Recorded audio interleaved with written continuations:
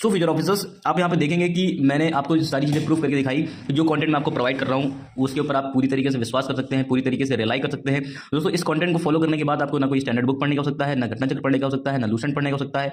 दोस्तों, सिर्फ आप क्या करेंगे, मेरे कंटेंट को फॉलो कीजिए, उसके बाद दोस्तों आप केवल प्रैक्टिस कीजिए क्वेश्चन लगाने की। दोस्तों रेगुलर ऑफिसर्स, यहाँ पे आप देखेंगे मैंने जेट स्ट्रीम के बारे में बात की। किसके बारे में बात की? यहाँ पे जेट स्ट्रीम के बारे में मैंने बात की थी। ठीक है, मैंने ये बताया था कि ये कहाँ होती है, क्या होती है, ये कहाँ से कहाँ चलती है। ठीक है, 9 से 10 माइल ऊपर होती है। क्या होती है? पृथ्वी की सतह से 9 से 10 माइल क्या होती है, ऊपर होती है। ठीक है, ये पश्चिम से किधर की तरफ चलती है, पूर्व की तरफ चलती है। ठीक है, ट्रोपोस्फीयर दोस्तों इनकी जो हाइट होती है वो ट्रोपोपॉज तक की होती है। कहां तक होती है? ट्रोपोपॉज तक की होती है। ठीक है, अब दोस्तों ये क्या होती है, ये स्टार्ट भी हो सकती है और दोस्तों स्टॉप भी हो सकती है। ठीक है, मतलब ये दो धाराएं जुड़ करके एक भी हो सकती हैं और एक धाराएं जुड़ करके दो धाराओं में क्या हो सकती है, विभक्त हो सकती है। ठीक है दोस्तों, इनकी स्पीड भी मैंने बताया था कि 250 से लेकर के 600 किलोमीटर प्रति घंटे की स्पीड से दोस्तों ये क्या करती है, ट्रैवल करती है। दोस्तों ये नदर्न हेमिस्फीयर और सदर्न हेमिस्फीयर दोनों में क्या करती है, ट्रैवल करती है। ठीक है दोस्तों, इसके बारे में मैंने डिटेल से बताया था। सो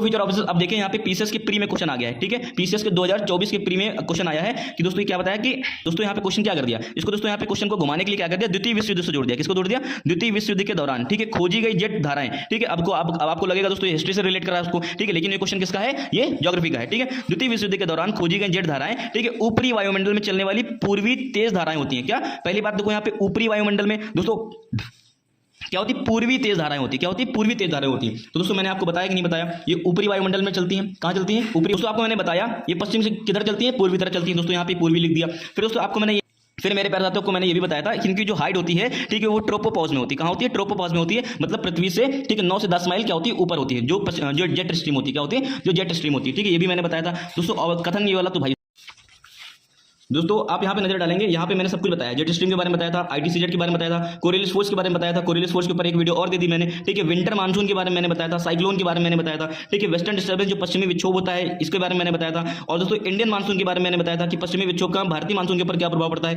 ट्रॉपिकल रीजन क्या होता है, ठीक है, सब ट्रॉपिकल रीजन क्या होता है, उष्णकटिबंधीय क्षेत्रफल क्या है, उपोष्ण कटिबंधीय क्षेत्रफल क्या है। यहाँ पे दोस्तों देखेंगे सब कुछ मैंने यहाँ पे बता रखा है। ठीक है, सब कुछ एक एक चीज मैंने डिस्कस की है। ठीक है, सो फ्यूचर ऑफिसर्स, आशा करता हूं आप सभी बहुत अच्छे होंगे और आपकी तैयारी बहुत ही शानदार तरीके से चल रही है।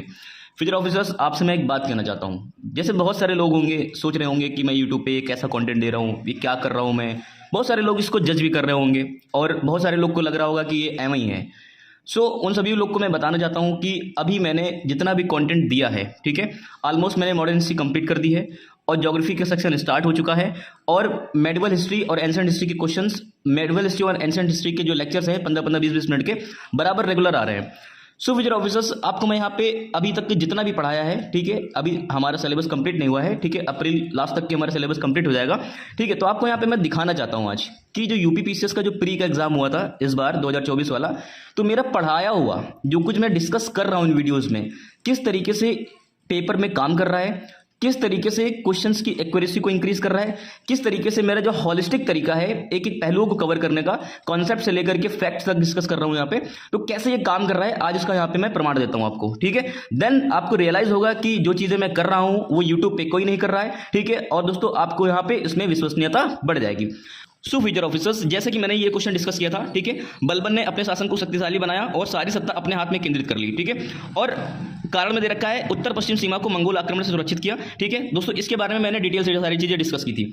सो फ्यूचर ऑफिसर्स, ये जो क्वेश्चन मैंने उठाया था, ठीक है, ये मैंने कहां उठाया था, आप यहाँ पे देखेंगे कि यूपी पीसीएस के 2013 का जो मेंस का पेपर होता है यूपी पीसीएस का, दोस्तों वहां पे क्वेश्चन देखो ठीक ठाक आया है। ठीक है, कथन क्या रखा है, बलबन ने अपने शासन को शक्तिशाली बनाया और सारी सत्ता अपने हाथ में केंद्रित कर ली। ठीक है, वह उत्तर पश्चिम सीमा को मंगोल आक्रमण से क्या करना चाहता था, सुरक्षित करना चाहता था। ठीक है, ये क्वेश्चन मैंने उठाया। ठीक है, और यहाँ पे डिस्कस किया हॉलिस्टिकली। जैसे कि आपको बताता हूं मैं कि पीवाईक्यूज इंपॉर्टेंट होते हैं, लेकिन आपको सच में पीवाईक्यूज करना नहीं आता है। ठीक है, हम यहाँ पे आपको सिखा रहे हैं पीवाईक्यूज कैसे करते हैं, और तो पीवाईक्यूज को सॉल्व करने के क्रम में यहाँ पे हम स्पेक्ट्रम से लेकर के जितने भी स्टैंडर्ड बुक्स हैं उनको सभी को फॉलो कर रहे हैं, ताकि आपको कोई भी चीज अलग से पढ़ने की आवश्यकता ना पड़े। फिर मेरे प्यारे साथियों, ठीक है, आपको मैं एक चीज और दिखा रहा हूं प्रमाण के रूप में। ठीक है, ये है यूपी पीसीएस का प्री का एग्जाम। ठीक है दोस्तों, ये है यूपी पीसीएस के प्री का पेपर है। ठीक है, जो कि 2024 में हुआ है। आप दोस्तों यहाँ पे देखेंगे सेम क्वेश्चन रिपीट हो गया है। ठीक है, क्वेश्चन नंबर 3 नोटिस करेंगे, यहाँ पे क्या रखा है कि बलबन ने अपने शासन को सुदृढ़ बनाया और संपूर्ण सत्ता अपने हाथ में केंद्रित कर लिया। ठीक है, अब दोस्तों वह उत्तर पश्चिम सीमा को मंगोल आक्रमण से क्या करना चाहता था, सुरक्षित करना चाहता था। ठीक है, अब यहाँ पे कथन कारण वाला क्वेश्चन है। सो मेरे प्यारे साथियों, अब आप एक बात बताइए, यहाँ तो मैं आपको प्रूफ भी दे रहा हूँ कि कैसे क्वेश्चन क्या हो रहा है।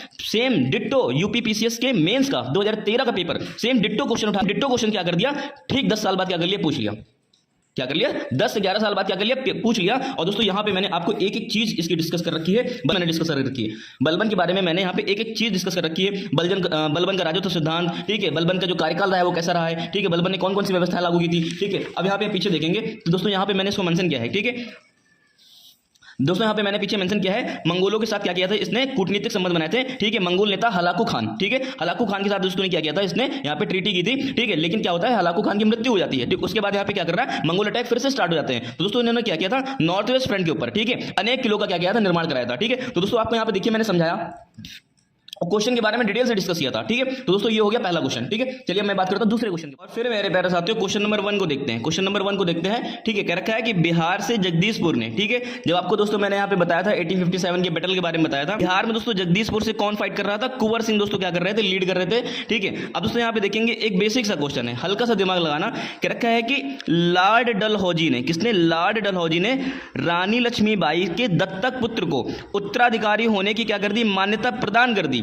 दोस्तों आपको पता होगा कि जब लॉर्ड डलहौजी ने डॉक्ट्रिन ऑफ लैप्स लगाया था, डॉक्ट्रिन ऑफ लैप्स, ठीक है, राज्य की जो हड़प नीति लेकर के आए थे, इसमें यहां पे क्या बताया था उन्होंने कि कोई भी सक्सेसर नहीं होगा, क्या, कोई भी सक्सेसर नहीं होगा। तो बेसिक अंडरस्टैंडिंग, हल्के से कॉमन सेंस से दोस्तों ये क्वेश्चन ठीक हो सकता था, जैसे कि आपने यहां पे देखा, ठीक है। अब दोस्तों यहां पे ऑप्शन नंबर 1 क्या रखा है कि बिहार में जगदीशपुर की जमींदार कुंवर सिंह ने क्या किया था, अंग्रेजों के विरुद्ध का नेतृत्व किया था। दोस्तों ये मैंने आपको पूरी चार्ट बताया था कि कौन कहां से, लखनऊ से कौन लीड कर रहा था, ठीक है, आपको मैंने कई बार बता रखा है ये टॉपिक, ठीक है, लखनऊ से कौन लीड कर रहा था, कानपुर से किसने लीड किया हुआ था, ठीक है। तो दोस्तों आप यहां पे देख पा रहे हैं कि पहला ऑप्शन कितनी आसानी से बन सकता था, ठीक है। डॉक्ट्रिन ऑफ लैप्स के बारे में मैंने लाइव सेशन में कितना डिस्कस किया है, ठीक है, कहां कहां पे लगाया गया, ठीक है, सबसे पहले इन्होंने किसको कॉन्कोर किया, ठीक है, अवध का विलय कब किया, दोस्तों ये सब कुछ मैंने डिस्कस कर रखा है। तो दोस्तों आप बताइए यहाँ पे क्वेश्चन बनना है कि नहीं बनना है, ठीक है। दोस्तों क्वेश्चन नंबर 1 देखा मैंने, क्वेश्चन नंबर 3 देखा, आपको दोस्तों अनगिनत क्वेश्चन यहां पे दिखा रहा हूं मैं कि जो चीजें मैं पढ़ा रहा हूं कैसे उनके ऊपर काम कर रही हैं। फिर फ्यूचर ऑफिसर्स, आप क्वेश्चन नंबर 17 देखिए। क्वेश्चन नंबर 17 में क्या रखा है, ठीक है, यहां पे भी कथन कारण वाला क्वेश्चन है। क्या रखा है कि कार्बन डाइऑक्साइड, सल्फर डाइऑक्साइड और नाइट्रोजन की ऑक्साइड, ठीक है, गैसें क्या करती है, वर्षा जल में घुल करके अम्लीय वर्षा उत्पन्न करती हैं, क्या करती हैं, अम्लीय वर्षा उत्पन्न करती हैं, ठीक है। अब कारण क्या रखा है कि कार्बन डाइऑक्साइड, सल्फर डाइऑक्साइड और नाइट्रोजन की ऑक्साइड जैसी गैसें उच्च सांद्रता के कारण वायुमंडल में क्या करती है, वायु प्रदूषित करती, क्या करती है, वायु में प्रदूषण फैलाती हैं, ठीक है।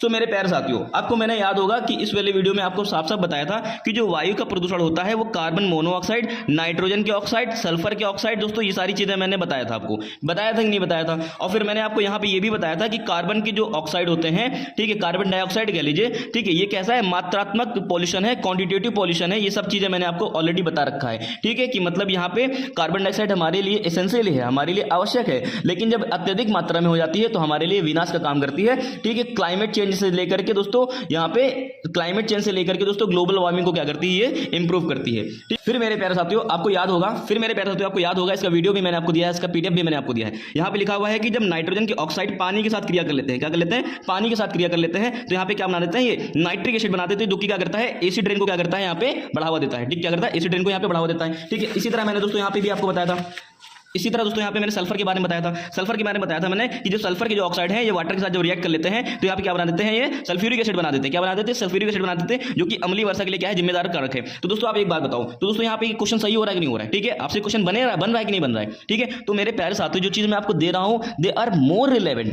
दोस्तों आप इसके ऊपर 100% रिलाई कर सकते हैं, और आपको मैं इस चीज का चैलेंज कर रहा हूँ, पूरी यूट्यूब पे चैलेंज कर रहा हूँ। 80 से ज्यादा क्वेश्चन दोस्तों हमारे कंटेंट से आएंगे, ये मैं आपको क्लेम कर रहा हूँ। जैसे आज मैं आपको प्रूफ दे रहा हूँ, पेपर हो जाएगा, उसके बाद मैं फिर आपको प्रूफ दूंगा, और जो करंट अफेयर दोस्तों जो आपको दूंगा मैं, वो आपको नपा तुला होगा, लिमिटेड होगा, बहुत ज्यादा नहीं होगा, काम का होगा, ठीक है, और उसी से क्वेश्चन अराउंड पूछे जाएंगे दोस्तों ये गारंटी मैं आपको दे रहा हूं, ये चीजें जो बता रहा हूं आपको दोस्तों, ये मैं 100% क्लेम कर रहा हूं। और मेरे प्यारे दोस्तों एक बात और सुनिएगा, अगर दोस्तों ऐसा नहीं होगा तो यूट्यूब पे कभी भविष्य में आप मुझे देखेंगे नहीं, उसी दिन से मैं चैनल को ऑफ कर दूंगा।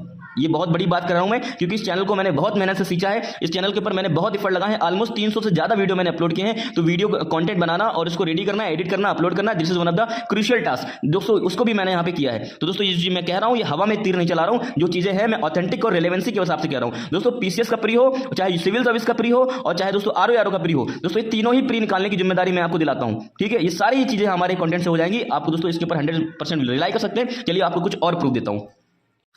मेरे प्यारे साथियों, आपको ये क्वेश्चन तो याद होगा, आपको मैंने कराया था, ठीक है। इंडो गैंजेटिक प्लेन के बारे में मैंने बताया था, धान के बारे में मैंने बताया था, कपास के बारे में बताया था, गेहूं के बारे में बताया था, जूट के बारे में मैंने बताया था, सब चीज़ों के बारे में डिस्कस किया था, नहीं किया था, आपको याद होगा ये चीज़, ठीक है। बहुत अच्छे से मैंने इसको यहाँ पे इंडो गैंजेटिक प्लेन के बारे में डिस्कस किया था, ठीक है। तो चलिए दोस्तों, इससे रिलेटेड क्वेश्चन कैसे बने हैं पीसीएस की प्री में देखते हैं।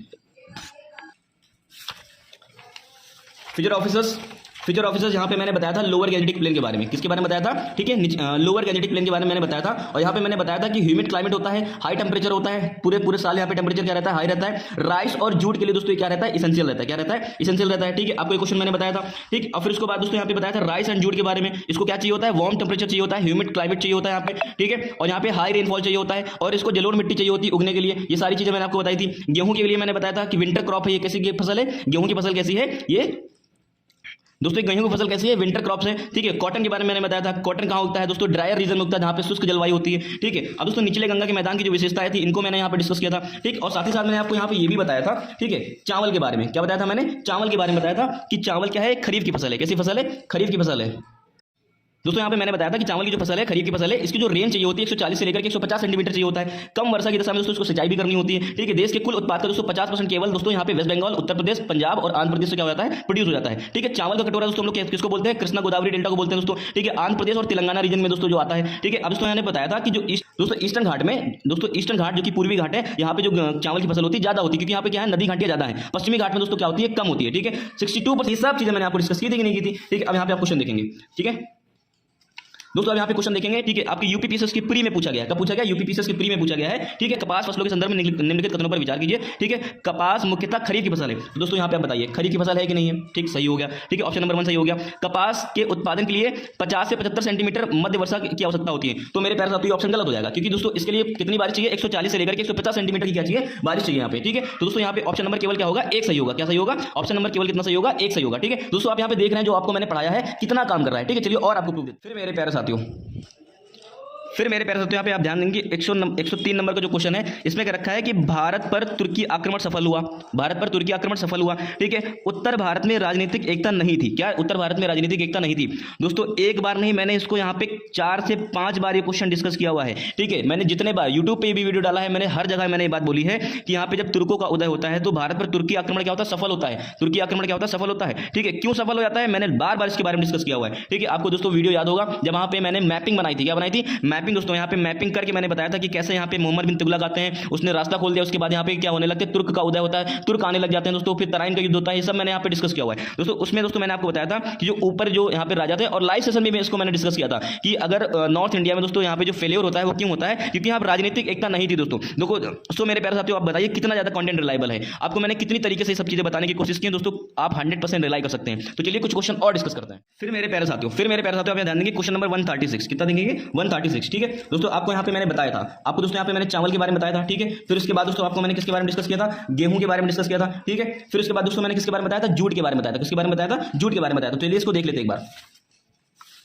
सो मेरे प्यारे साथियों इसके बारे में मैंने बताया था कि जो जूट की खेती है वो कैसी खेती है, खरीफ की फसल है, ठीक है। उष्णकटिबंधीय पौधा होता है दोस्तों। यहाँ पे मैंने लिखा नहीं था ये बात, लेकिन वीडियो में जरूर बोली थी कि दोस्तों जो जूट का पौधा है ये इंडिजीनस पौधा है, मतलब भारत में इसकी उत्पत्ति हुई है, भारत का क्या है, ये विशुद्ध पौधा है, ठीक है। ये बात मैंने, अगर आपको वीडियो आप जाकर के फिर से खोल के देखें आपको रियलाइज होगा कि ये बात मैंने बोली है अथवा नहीं बोली है, ठीक है। अब दोस्तों इसके बारे में मैंने सब कुछ डिटेल से बात कर रखा है, इसको कितना टेम्परेचर चाहिए होता है, पकने में कितना समय चाहिए होता है, ठीक है, कौन सी फसल है, इसको उगाया कब जाता है, इसका टेन्योर क्या होता है, सब कुछ मैंने यहाँ पे डिस्कस कर रखा है। तो मेरे प्यारे साथियों आप ये देखेंगे यहाँ पे ये वाला क्वेश्चन भी फंस गया है, मतलब मेरी एक सीट से दोस्तों 2-2 क्वेश्चन आ रहे हैं, एक सीट से दोस्तों 2-2 क्वेश्चन आ रहे हैं, ठीक है। चलिए और भी आपको दिखाते हैं।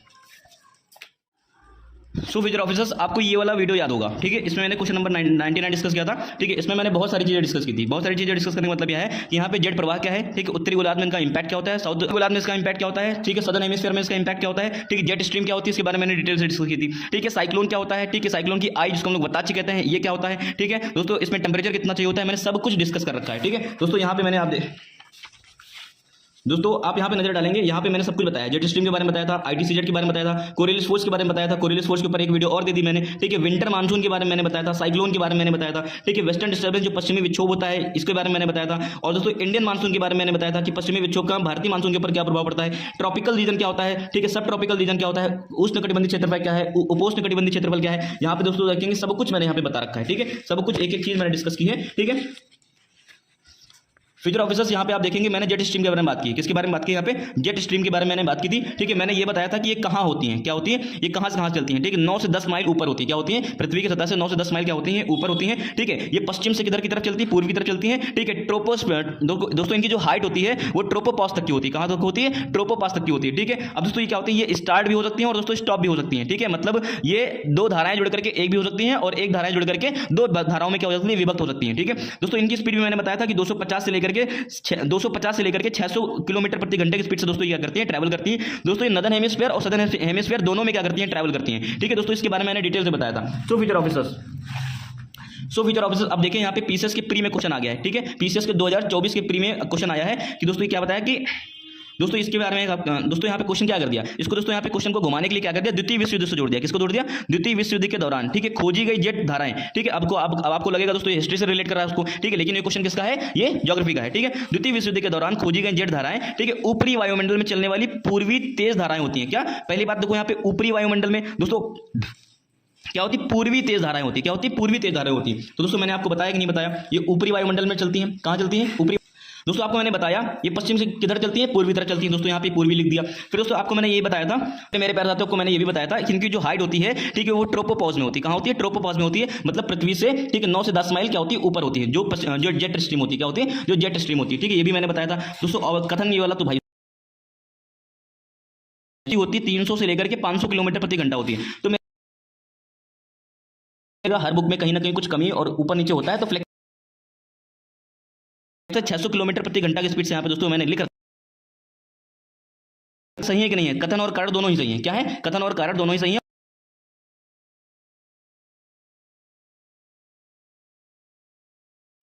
फिर मेरे प्यारे साथियों आपको मैंने ये भी बताया था कि जैसे ग्लोब है, ठीक है, आपको पता है दोस्तों यहाँ पे मेडिटेरियन सी, जिसको हम लोग भूमध्य सागर बोलते हैं। क्या बोलते हैं? भूमध्य सागर बोलते हैं दोस्तों। भूमध्य सागर हो गया, ब्लैक सी हो गया, कैस्पियन सी हो गया दोस्तों। इसके ऊपर क्या बनता है दोस्तों? यहाँ पे आप देखेंगे पश्चिमी विक्षोभ बनता है दोस्तों। क्या बनता? पश्चिमी विक्षोभ बनता है दोस्तों। आपको मैंने ये भी बताया था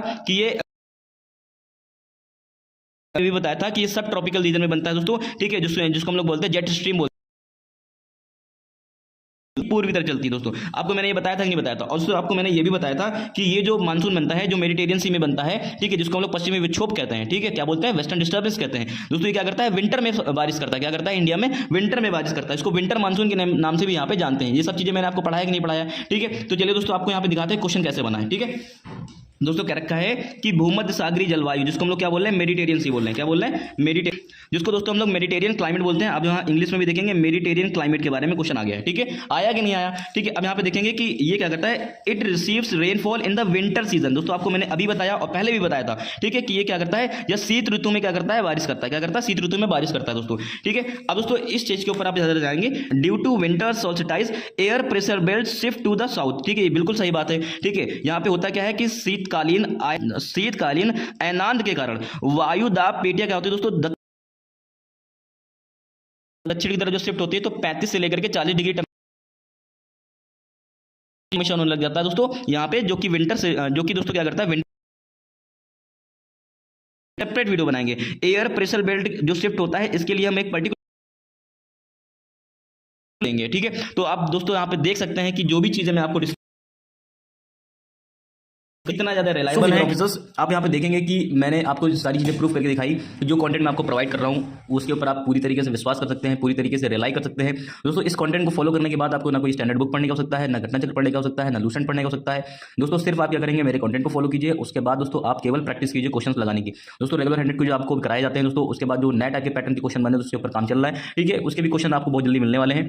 फ्यूचर ऑफिसर्स जो आपको मैं बता रहा हूँ, ठीक है, 80+ क्वेश्चन की मैं गारंटी दे रहा हूँ दोस्तों आपको। यहाँ पे जैसे कि अभी मैंने आपको दिखाया यूपीपीसीएस के प्री के पेपर के बारे में दिखाया, जो कि 2024 दोस्तों, जो कि टफेस्ट पेपर था दोस्तों, उसके क्वेश्चन दोस्तों आपको यहाँ पे मैंने बना के सारे दिखाए। ठीक है, कि कैसे जो मैं पढ़ा रहा हूँ उसके ऊपर काम कर रहा है। सो फ्यूचर ऑफिसर दोस्तों, फ्यूचर ऑफिसर्स आप यहाँ पे नोटिस करेंगे कि हमारे पास हर एक टॉपिक के बारे में, ठीक है, हर एक टॉपिक के बारे में, जैसे यहाँ पे देखेंगे कि ये ज्योग्राफी का सेक्शन हो गया। ठीक है, यहाँ पे दोस्तों आप देखेंगे कि ये हिस्ट्री का सेक्शन हो गया। ठीक है, ये दोस्तों ये मॉडर्न हिस्ट्री का सेक्शन है। ठीक है, ये यहाँ पे आपका एंशिएंट हिस्ट्री का टॉपिक है। ठीक है दोस्तों, ये भी एंशिएंट हिस्ट्री का टॉपिक है दोस्तों, ये भी एंशिएंट हिस्ट्री का टॉपिक है। ठीक है दोस्तों, ये क्या हो गया? आपका पॉल्यूशन से रिलेटेड हो गया, एनवायरमेंट का टॉपिक हो गया। ठीक है, इस तरह से दोस्तों ये एंशिएंट हिस्ट्री का टॉपिक हो गया। ठीक है, आप यहाँ पे देखेंगे क्वीन विक्टोरिया के बारे में, 1905 सेशन के बारे में दोस्तों। ठीक है, ये सारे टॉपिक्स हो गए। ठीक है, आप यहाँ पे देखेंगे मुस्लिम लीग से रिलेटेड जितना भी चीज़ें मैंने यहाँ पे डिस्कस कर रखा है, ठीक है। आपको यहाँ पे दोस्तों यहाँ पे आपको दिखेगा पॉलिटिकल क्वेश्चन दिखेगा, ठीक है। यहाँ पे मैंने फेडरल सिस्टम से लेकर के दोस्तों यहाँ पे कॉन्स्टिट्यूशन अमेंडमेंट तक सब कुछ डिस्कस कर रखा है, ठीक है। ये भी सारी चीज़ें मैंने बता रखी है। डीपीएसपी के ऊपर मैंने प्रॉपर क्वेश्चन दे रखे हैं। ये जो टफ क्वेश्चन आ रहे हैं दोस्तों, इस टाइप के जो बड़े बड़े क्वेश्चन आ रहे हैं इनको कैसे सोल्व करेंगे सब बता रखा आपको मैंने, ठीक है। अब यहाँ पे देखेंगे, आप दोस्तों यहाँ पे देखेंगे ये भी सारी चीज़ें मैंने डिस्कस कर रखी है, ठीक है। एग्रीकल्चर रिलेटेड यहाँ पे टॉपिक आपको दे रखे हैं, ठीक है दोस्तों। यहाँ पे आपको ये देखिए, ठीक है, ये सारी चीज़ें मैंने आपको डिस्कस कर रखी है,